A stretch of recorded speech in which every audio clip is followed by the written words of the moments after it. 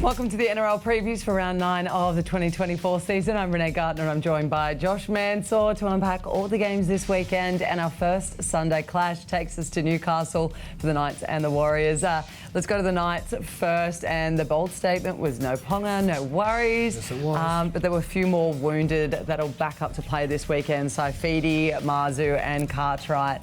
How will that affect their strike power coming into it? As I said, they've all been cleared, they're lining up to play, but there are some injury cards last week. Well, a couple of them couldn't finish the game last week, which is a bit alarming for me. So it looks like Adam O'Brien is definitely rolling the dice in this one.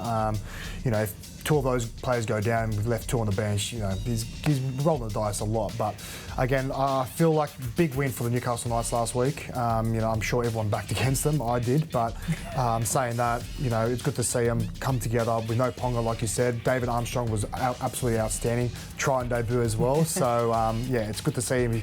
He definitely made his spot on the side. All right, well, let's look over to the Warriors.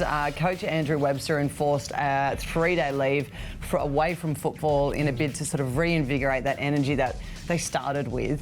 After a major shift that we've kind of seen, I guess, coming into the last couple of really disappointing performances from them. Yeah. How do you expect a side to respond from having that time away from the field? It's a different one. Like, taking that much time away, particularly this early in the season, is a bit concerning, but obviously he's a coach, he knows best, so he would have seen some signs of fatigue and mental fatigue as well. So as a player, you take the 3 days off 100%, but I feel like for the Warriors, for me, they just haven't lived up to the big moments and the big occasions. Like, we saw them playing round 1 at home, got the loss. Yep. We saw them last week against the Titans, obviously upset of the round for me, and lost that game too. So I feel like they haven't made that adjustment being the favourites going into games. Like last year, they were going as underdogs, and this year, everyone can see the Warriors coming. They're definitely not flying under the radar now, but it has definitely taken this time for them to adjust to that. Yeah, and I think Webster basically just said we weren't playing the way we wanted. There was too many individual moments, missed tackles, losing the ruck.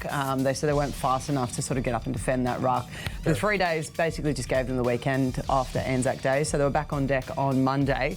Taking all that into consideration, how do you see this game being won and by who?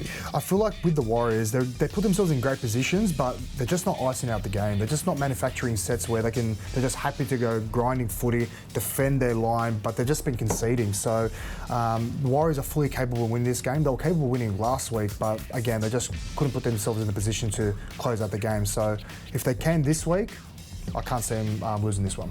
All right, so you're saying Warriors? Up the wire. Okay. All right, thanks, Josh. Unmissable matchups taking place all weekend. If you do want to see this match live, head to nrl.com/tickets.